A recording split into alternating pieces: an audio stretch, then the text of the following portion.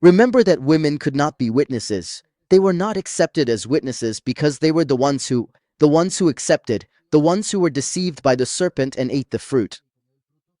And as we also saw last time, remember when Sarah, out of fear, lied or denied having laughed. Out of fear, she denied to the Malach and to Abraham that she had laughed, even though there was no need, because she could have just been honest with them, right?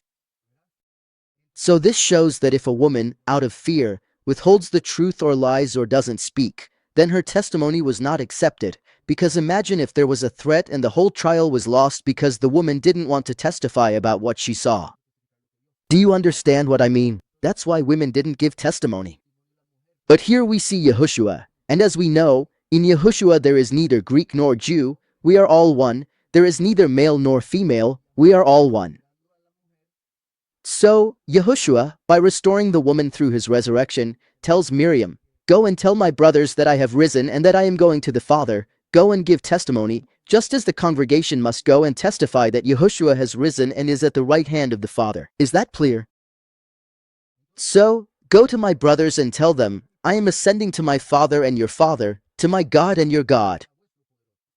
Also, notice how she, upon seeing him, throws herself at him, just like Eve when she saw the tree of knowledge, that it was desirable to the eyes, appealing, and so on, to eat from it. And first she touched the tree, and when she saw that she didn't die, she ate from the tree. Here, when she sees the Messiah, she touches the tree because she grabs him, and by believing in his resurrection and that he is going to the Father, she eats from the tree of life, in this case.